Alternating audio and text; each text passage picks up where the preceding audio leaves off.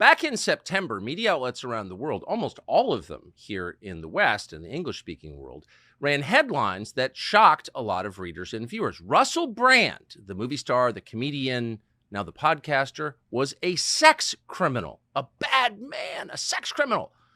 Now, none of the outlets ran the names of the accusers who had been sexually abused by Russell Brand. That was conspicuously absent.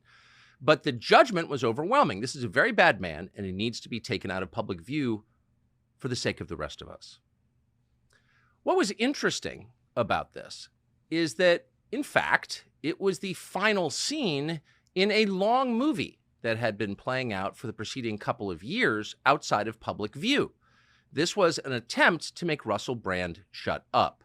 Russell Brand has views that diverge from those of most Western governments on big issues, not small things, big issues, questions of economic policy and war and peace.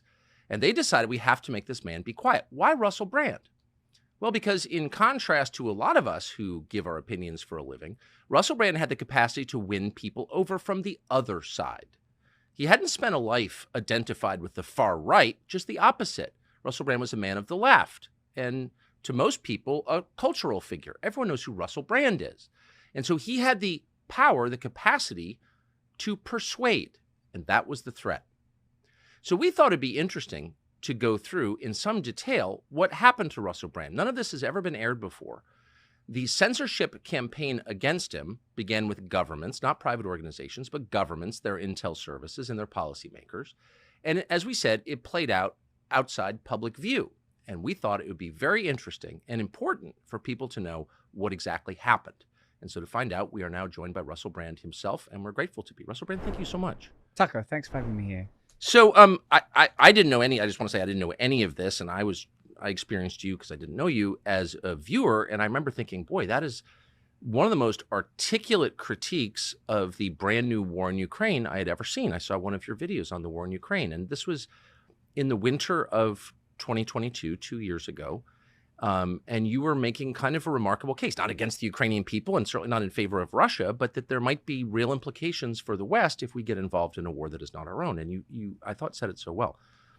What I missed, and I'm now seeing, is that in March of 2022, you were denounced by an organization connected directly to the U.S. government as an agent of Chinese propaganda for your views on Ukraine. So let me just ask you your experience of this. Did you know that you were being attacked as a Chinese propagandist for your views on Ukraine? I actually didn't, and still at this point struggle to see entirely what the connections are between those two issues and how I would develop and cultivate a strong affinity with China. I've never been to China. I don't purport to understand China. Certainly don't advocate for Chinese policy. I've just got a relatively superficial dilettante knowledge of geopolitical matters in the South Asian seas. It's not something that I would like to tie my colours to the mast for or be willing to be publicly shamed, attacked, and even jailed for. So it happened, though. Yeah. And a lot happens on the internet that we miss. But these, in my reading of it, and we haven't, by the way, talked about this off air, but my reading of it is that these were the early seeds of a very deceptive plant that flowered more than a year later in September when you were accused of these crimes and demonetized and censored as a result of that. But looking back, so you were accused by a group called Coda Story. It published a story on its anti-disinformation newsletter. Now, Coda Story is connected to the UK government, but it's also connected to the CIA.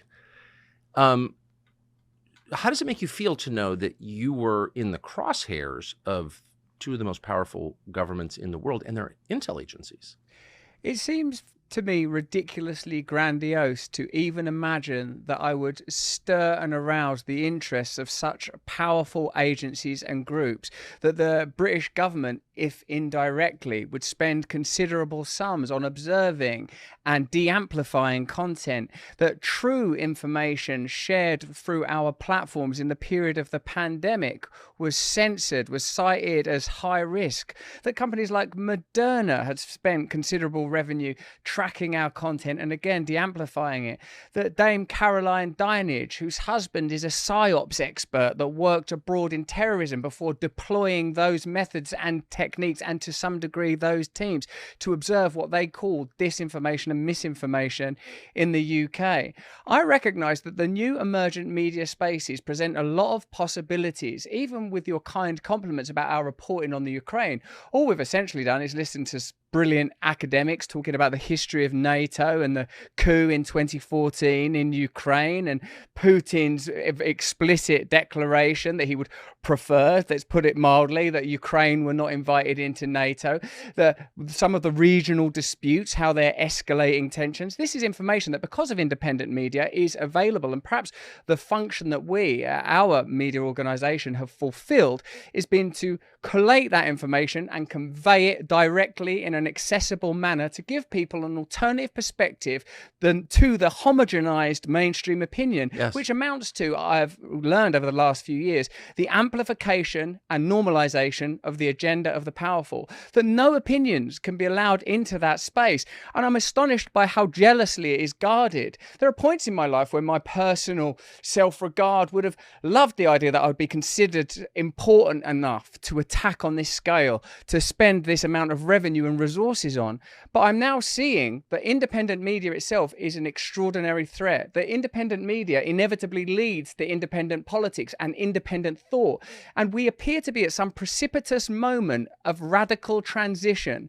I'm not sure, and I'm not sure if anybody could be sure of where this is all heading, what the exact teleology is, but it seems to be to do with mass centralization, globalization, significant attempts to control the information space that are so rigorously adhered to and protected that even what you might imagine to be a marginal voice is considered a significant enough threat to warrant coordinated media attacks, expenditure on peculiar, clandestine, non-government organizations and think tanks that take their money from the military-industrial complex, from the legacy media, who, by the way, when they're critiquing independent media, they got skin in the game. They're not able to independently assess your work or my work or the medical opinions of Joe Rogan. They have a vested interest in destroying those organizations. In the last few years, I've learned about the Trusted News Initiative, which has extraordinary connections again to Big Pharma and sets of interest around the reporting on war, that have decided and determined that they are no longer competing with one another. You in particular come from a journalistic background where it would have been commonplace for the great institutions of American media to compete with one another for scoops, the New York Times versus the world. Those days are gone. It explicitly states on the Trusted News Initiative website, we are no longer in competition with one another. We have to curtail and stamp out, I think it even uses the word choke, independent media. And it's clear that there are now sets of globalist organizations funded by government, but also corporations, that are making deliberate, profound attempts to shut down any dissent in an astonishingly aggressive way. And to be sort of caught up in it is terrifying on one level, absolutely terrifying, particularly due to the nature of allegations that I faced, but also revealing. More importantly, it's revealing about the way that I believe the world, and in particular this space, will be affected, and the way these events will continue to unfold in the coming years. What I love about your critique is that you're coming to all of this pretty cold, since you had a midlife career change. You're doing something very different from what you did 15 years ago. And I'm wondering if your assumptions haven't been completely blown up. You're a British citizen, lived in the country most of your life. How strange is it to know that your tax dollars are being used against you by your government, which they are? And how bewildering is it to find that the open contest of ideas that we were promised here in the West, may the best idea win, is a sham? Yes, well, I suppose I went into the entertainment industry really with the giddy trajectory that propels a lot of people into those spaces, believing that there might be some fulfillment, and certainly there would be excitement. And when I was a denizen of that world, I was fostered and adored and celebrated and facilitated and lived the kind of lifestyle which I think is kind of common for people in that area, for single people, in my case, drug and alcohol free, but certainly with an appetite for a promiscuous lifestyle. When I was part of it, I found it empty and unfulfilling, of course, as it would be, as anyone who's had those kind of experiences ultimately realizes. When I departed it, as a result really of various spiritual crises or commercial failures or a combination of those events, I really felt like a coming home to the type of values that I grew up with. I grew up in a normal blue-collar town, Grays, kind of like a place that's like New Jersey, I guess, a kind of suburban, outside of the city, normal people, good values kind of place. And what I feel like happened is, like, well, since I've had a family, since, you know, I've got a young son, I've got a couple of daughters, is I feel like that I was able to deploy the skills learned through working in entertainment as a man in recovery in a new space. And what simply began with myself and my partners is tell the truth about things you care about. Kind of over time, it began to, I suppose Glenn Greenwald the other day, and he goes, you know, you shouldn't be surprised that if you attack the most powerful interests in the world, the deep state, powerful corporations, the machinery of war, that you yourself are the recipient of attacks. Why is that surprising to you? I know, but because sometimes it does feel speculative, doesn't it? You're talking about these really powerful organizations and the way that it's funded and the way that it crosses over and their malfeasant, underhanded, insidious activity. And then as it starts to become more popular, as more and more people realize that it's actually true, as more and more people become willing to take back control in their own lives, as more and more people refuse to consent to being treated in this sort of infantile way, having their autonomy and personal and mental and spiritual freedom undermined, their connection to their land undermined, their connection to nature devoided, you start to realize that you're actually operating in quite a powerful territory. That while power is very serious and it has to work very hard to maintain its grip. So these organizations, did it surprise me to find that the British government, through the Department of Culture and Media and Sport, the very people that sponsored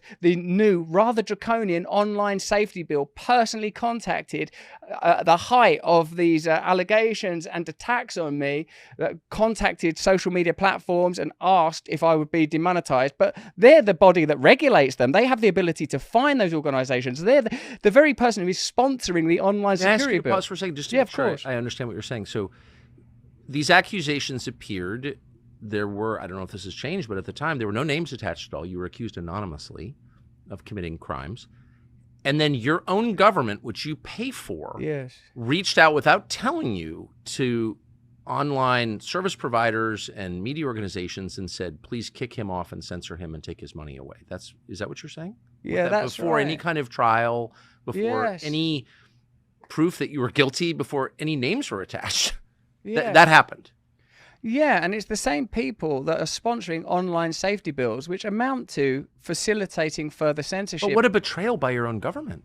Well, it's astonishing if you regard your government to be in a position of service rather than a position of domination and control. But what's become apparent in recent years is what the nature of our relationship with government is, that they are there to rule and control and dominate. And whilst they may now do it with an aesthetic of care and with the language of inclusivity, I believe the threat of authoritarianism is far, far greater from those that use the language of liberalism than these emergent, somewhat nationalistically oriented populist movements present, because they are leveraging that power now. They're interested in censorship. They're militarizing the police force. They're introducing protest laws. They're introducing censorship laws. Through their actions, we can observe them. Through their fruits, can we know them? We can see what they... And if you try to dissent, if you try to oppose, even what I consider to be a relatively marginal scale, then the consequences are severe and immediate and robust and terrifying. I think what makes your specific case so compelling is that if they could do it to you, a person who had the admiration of a lot of people who weren't interested in politics and was pretty famous and had some means, et cetera, then the average person stands no chance against these forces. So with that, if you don't mind, can we get specific about a couple of things that you mentioned? The first is Moderna, which is a drug company. It's part of Big Pharma. Tell us how you intersected with pharma and with Moderna and what you think they did to you.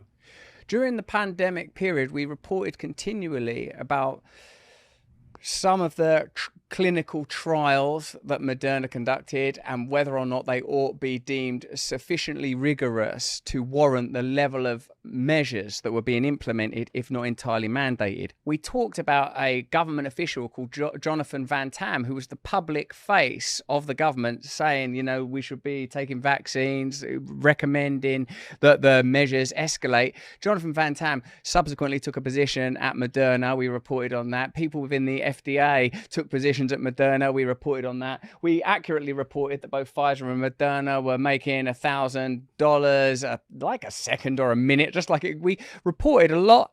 We reported accurately and thoroughly about the degree to which Big Pharma were profiting from a situation in which Albert Bourla explicitly said it would be inhumane to profit from this global crisis.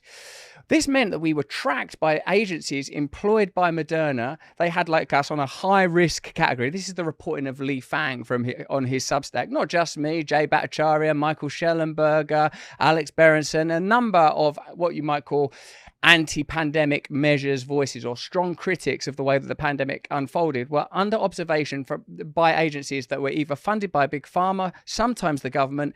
And in a sense, what I've started to realize, Tucker, is this cartilage between the state and the corporate world is often provided by these unusual organizations that are claiming to be observing disinformation or monitoring, but they're actually crushing dissent. That's what they're doing in practice. Dissenting voices are being aggressively crushed by almost any means necessary. That media organizations are collaborated in a way that is unprecedented in order to shut down dissenting voices. And it appears to me that this is part of something. I don't know that we've seen anything like this before. So what you're saying is that these organizations, which purport to be independent, are not actually independent from government. They merely give government, the politicians and the intel agencies especially, some plausible deniability, some distance from what they're doing. Is that what you're saying? I'm saying that, Tucker. That seems to be the function. There's a group called Logically, and Logically have received millions of pounds of taxpayer money. And what they do is observe dissenting voices around, in particular, COVID and pandemic measures. But they are now working in the United States, apparently in order to regard misinformation around election campaigning. It seems that this group received government money in order to control online spaces. So if you're worried about the security of electronic voting machines or absentee ballots, who are denounced by these people and censored by them.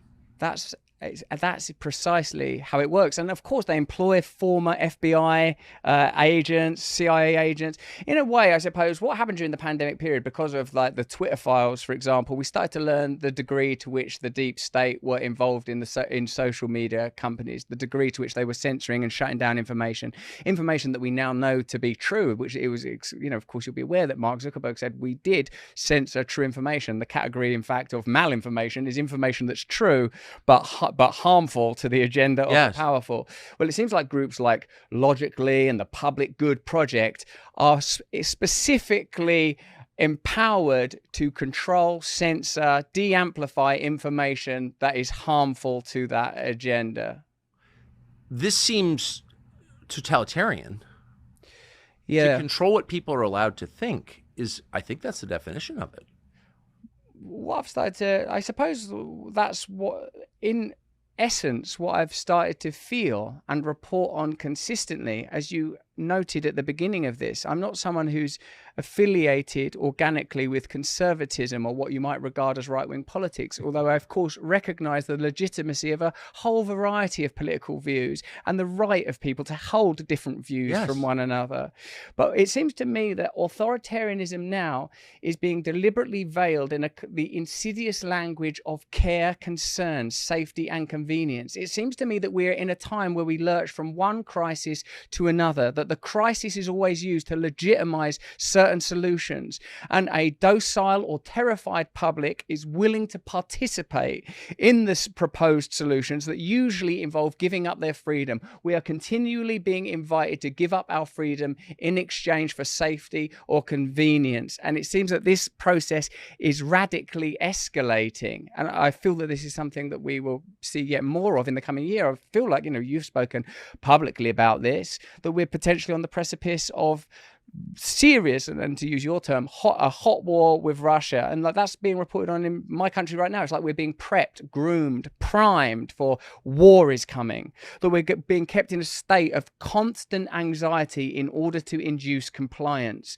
that the ongoing stoking of cultural tension is to ensure that people don't begin to recognize that actually we have far more in common with one another than we do with these curious sets of establishment interests that seem to be transcendent of national democracy. To be explicit, I'm talking about organizations like the WHO, NATO, the WEF, and their astonishing influence. Added to that, the types of groups we've discussed already that have been exposed due to Li Fang's reporting, these think tanks and apparently independent organizations who are not independent when you look at where they get their money, big pharma or the government or the military industrial complex, or the kind of people they employ. People from deep state agencies such as the FBI and CIA that have extraordinary affinity with the legacy media and their ongoing agenda. So what I suppose I'm sensing is that totalitarianism now will not bear the inflections or aesthetics of the 20th century militarism, guys in medals with moustaches thumping their fists on a desk. Will be calmly told by gentlemen with beautifully coiffured hair or elegantly speaking ladies that just for our safety and just for our convenience, we will be returning to our homes. And anyone that has an audience or a base or an ability to communicate with people to disrupt those types of narratives will be identified and destroyed. Well, they're certainly, they've identified you, and they're trying to destroy you in the most obvious way, in a way that hurts not just you, but your family. Was there ever a moment when this happened in September where you thought, it's just kind of not worth it to be doing what I'm doing? This is so painful and so threatening to my family that maybe I just bow out and stop talking. My son was born with a heart condition, and while this was happening, he was undergoing heart surgery. He was 12 weeks old. And I suppose what that did, Tucker, is it revealed that what we were experiencing was a public concoction. I am aware that I've put myself in an extremely vulnerable position by being very, very promiscuous. That is not the kind of conduct that I endorse, and it's certainly not how I would live now. That I've been shown a good many things as a result of these events. The value of my family, the value of friendship, the value of being able to speak publicly. And I mentioned my son because throughout it, I was able to maintain what is really important in life. And as you have actually said, we all know how this ends. Attacks like this, a crisis like this, hurtful though it is to be accused of what I consider to be the most appalling crimes, to be accused of this is very, very painful and very hurtful. But I am being shown that there are consequences for the rather foolish way that I lived in the past. Although, of course, again, to reiterate, due to the nature of the world we live in, of course, I deny any allegations of the kind that have been advanced. But what I've seen is the significance of family, the importance of having values that are transcendent of this, the importance of God. It's very easy to talk about God. I talk about God all the time. But when you need God is when the outside world shows you the reality of your powerlessness. This can just happen. This can be undone. This can be unspooled at you. And with our boy, and to be in environments, as you understandably and obviously are, when you have a sick child, you're in environments with other people that are in the exact same position. Yes. And you are shown what is real, and you are shown what is truthful, and you are invited to look at life very differently. So there are many things that I am grateful for, as a matter of fact, even though it's not a situation that I welcome, and it's a as I say, these are allegations that I object to in the strongest possible terms.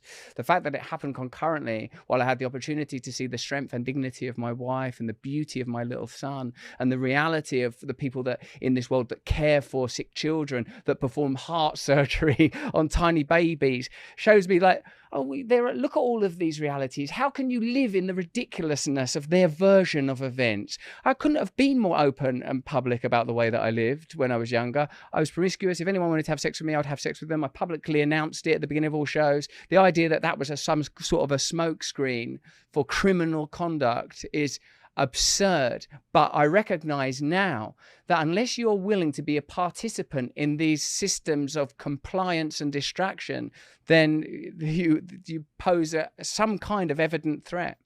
A big threat. A big threat. I mean, obviously, the response proves the power of the threat that you posed and still do.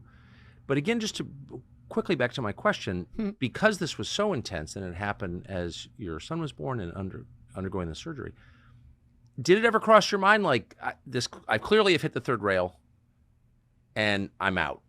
I've seen that happen a number of times. Have you? With people. Yes, I have. And yes, with well-known people. But you didn't do that. And here you are. You've clearly thought about it and you've decided that you're going to continue forward. Was that a hard decision? Do you sometimes think that there is no choice? You have no choice. Did you ever really have? Yes, I do feel that way strongly.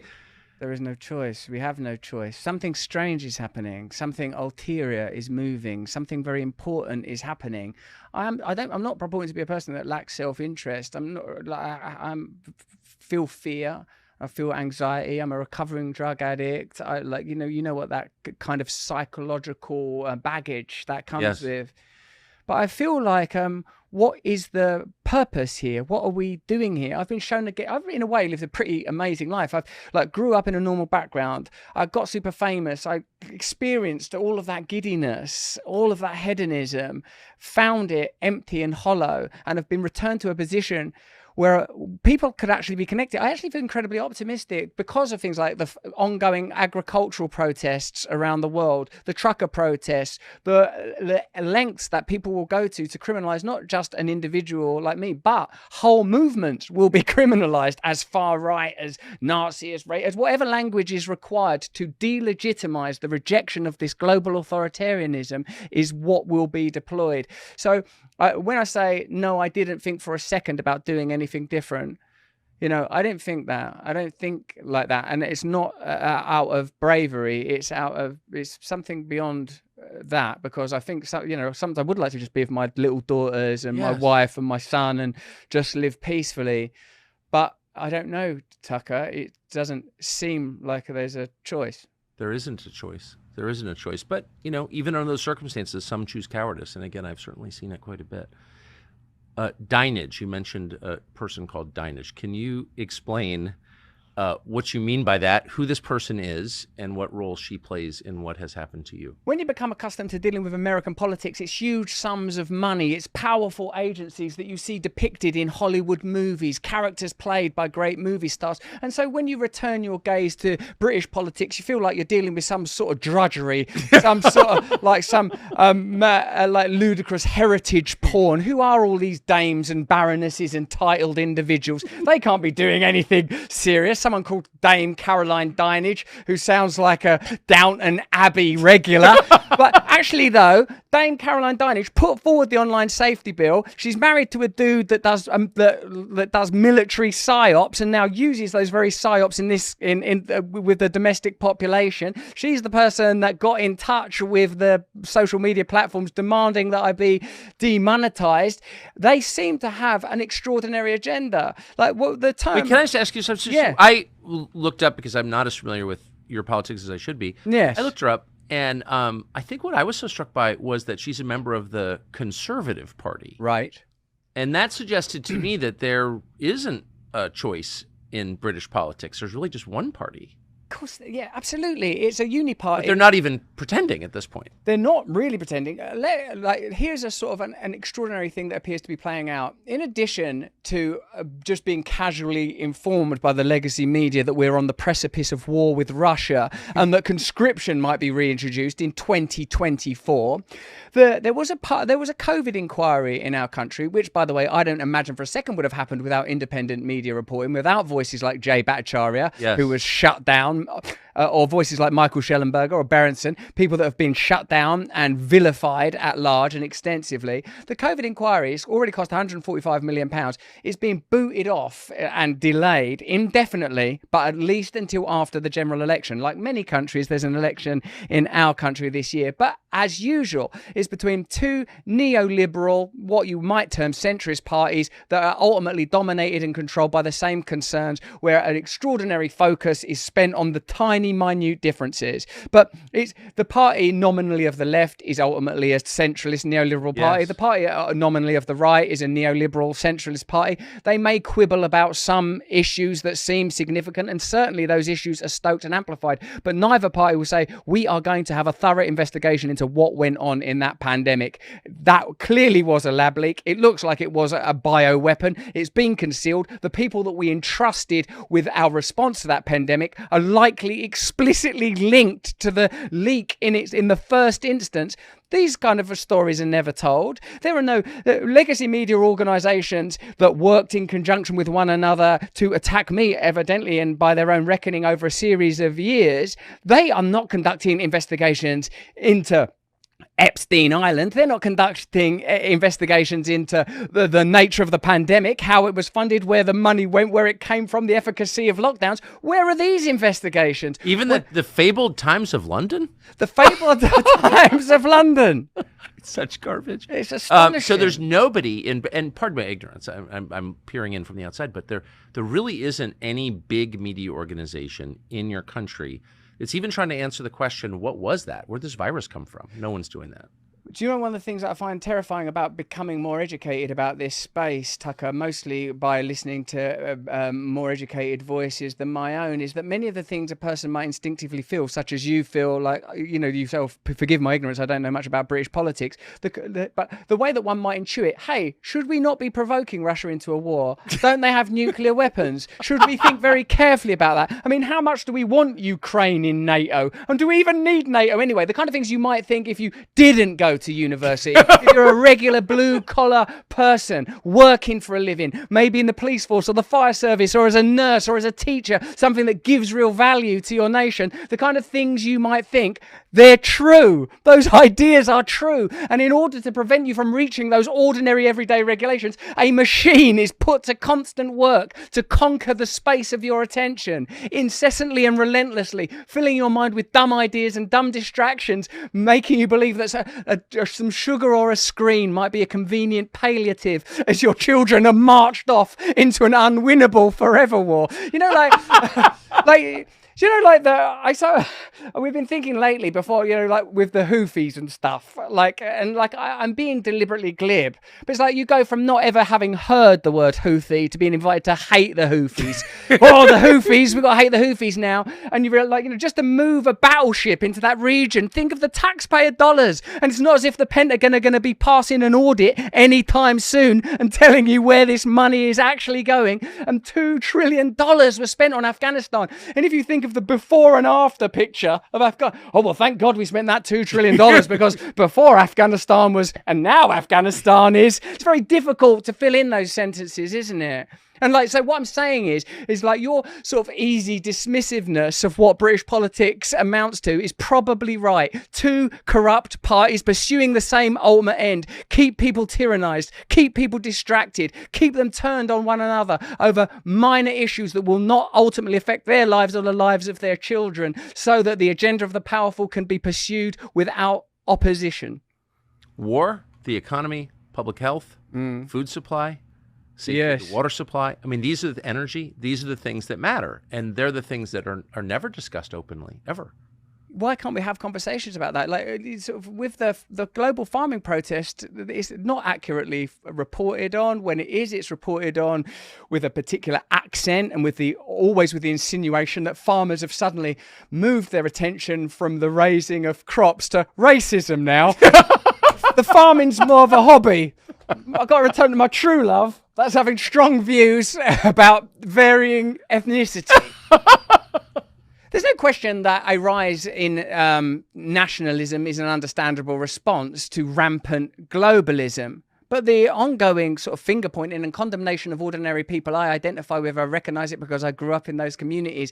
Professional metropolitan people don't like working class people, don't like ordinary people. And now they've found a way to legitimize their hatred. Oh, they're all disgusting. They're all racist. Look at them in their MAGA hats. Look at them with their white vans and their flags. Look at them with their perspectives, with their unearned views and their belches and their beer. It's a kind of legitimization of a loathing of the people that are most connected to the nation, people that, generally speaking, a couple of generations ago were asked to sacrifice the lives of their sons and daughters for the idea of nation, an idea that they're now being told doesn't exist.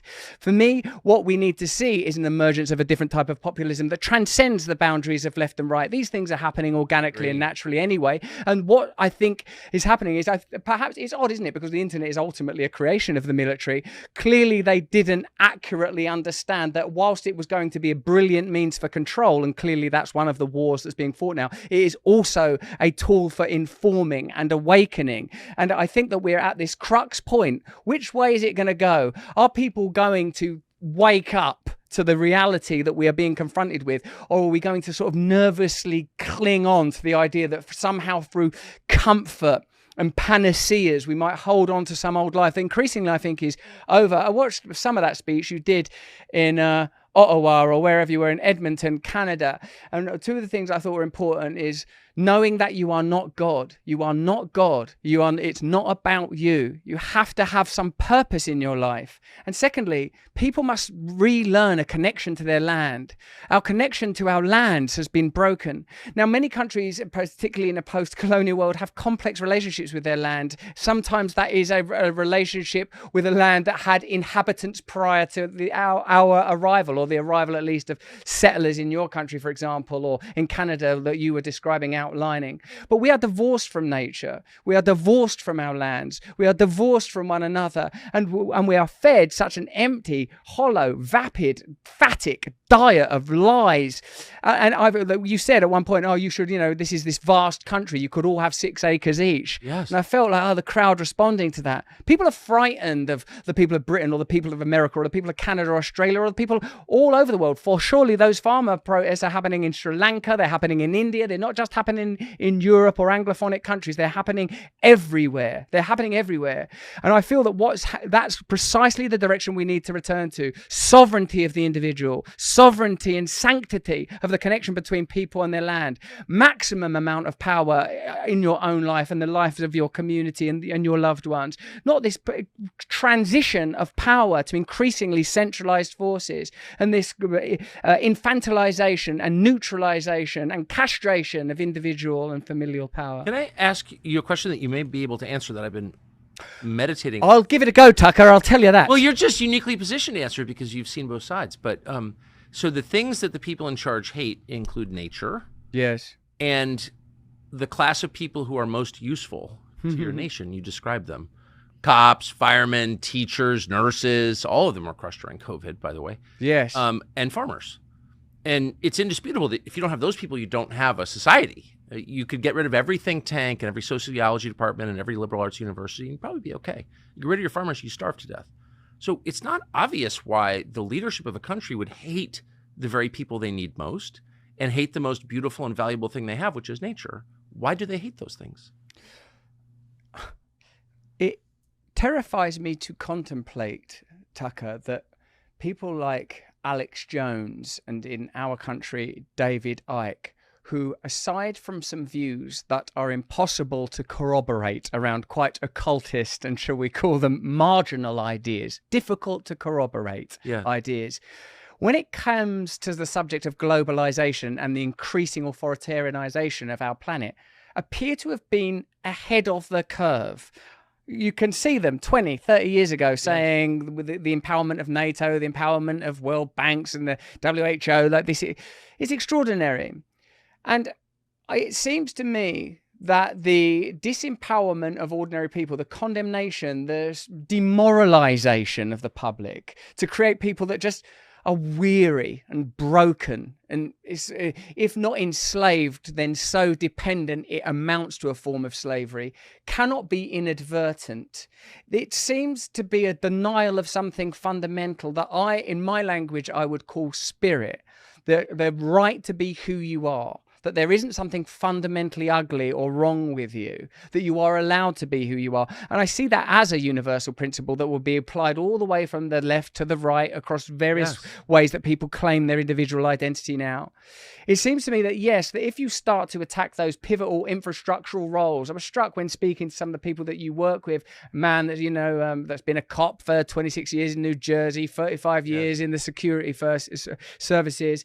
Like, these are people that give their lives for a country. So to tell those people that your country doesn't mean anything, or to alter the meaning of what a nation is, or alter what your contribution has been, it seems to be about a kind of disorientation. And it's difficult, actually, sometimes. The reason I mentioned at the beginning of this rather corroming answer figures that are broadly condemned as conspiracy theorists, but then aren't we all these days? The reason I mention them is because they talk specifically about ideas to do with spirituality, morality, and ethics. And it's hard for someone like me to consider that the goals of this global establishment are anything other than power, finance, dominion. But when you talk about this loathing of nature, whether that's human nature or botany or the great expanse, it's difficult to think that there isn't something dark at its core. Because there's no rational explanation for that. How could you want to despoil nature? How could you hate human nature? How could you want to hurt people? Those are not rational responses to anything. I mean, there's got to be, clearly what we're watching are the fruits of spiritual war. If you can think of a better explanation, let me know. Certainly the solution seems to me to be spiritual. And even when they're talking about ecology and evoking words like Gaia, like the spirit of the planet, it seems oddly utilitarian. The earth is a resource, even when claiming to care about the types of energy industry that might be most beneficial and those which might not be as beneficial. I don't see reverence.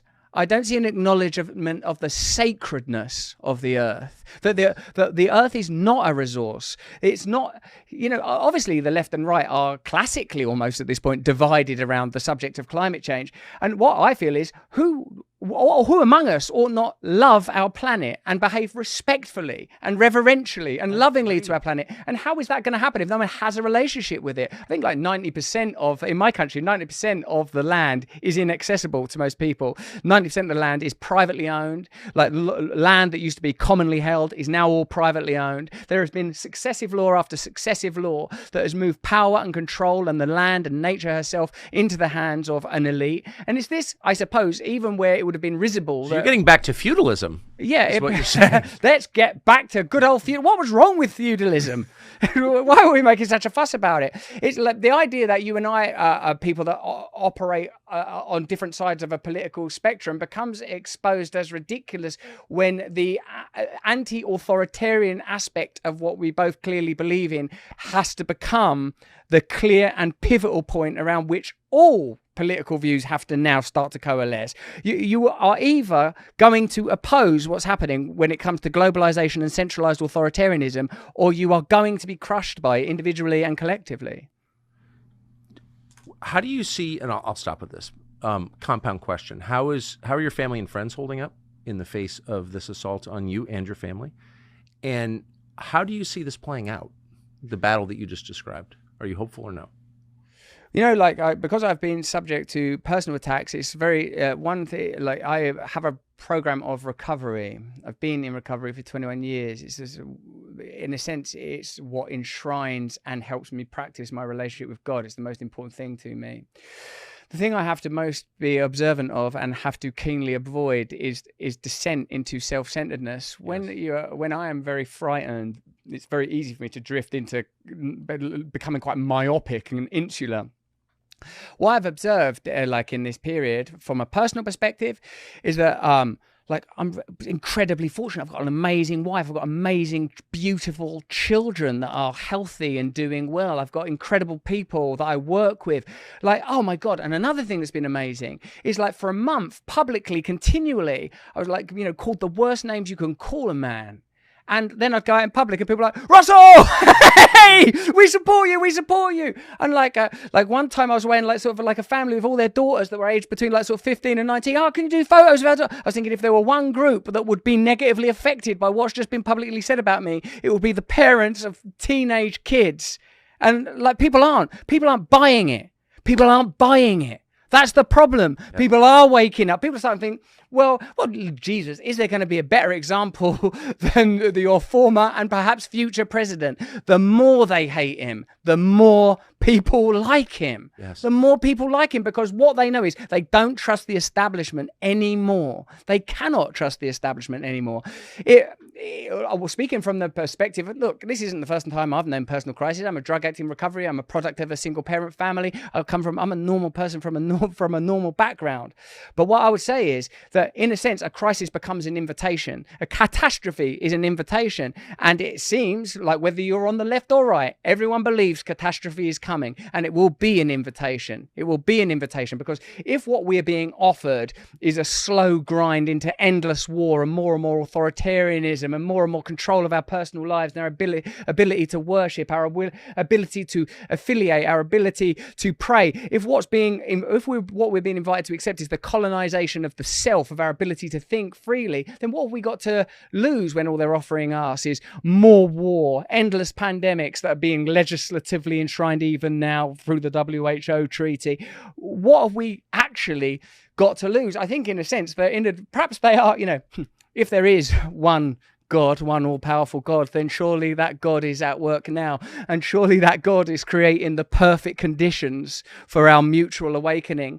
And perhaps what's required is the spur, the ignition of something so unbearable that people will awaken rather than endure it any further. And perhaps that's what we're being offered now.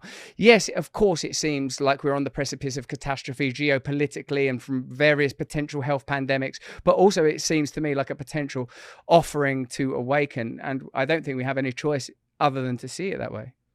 Russell Brand, you have not been broken. You are at your very best. Your very best. And I really appreciate it. Thank you.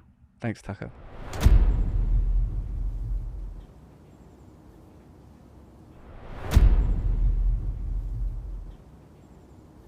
Free speech is bigger than any one person or any one organization. Societies are defined by what they will not permit. What we're watching is the total inversion of virtue.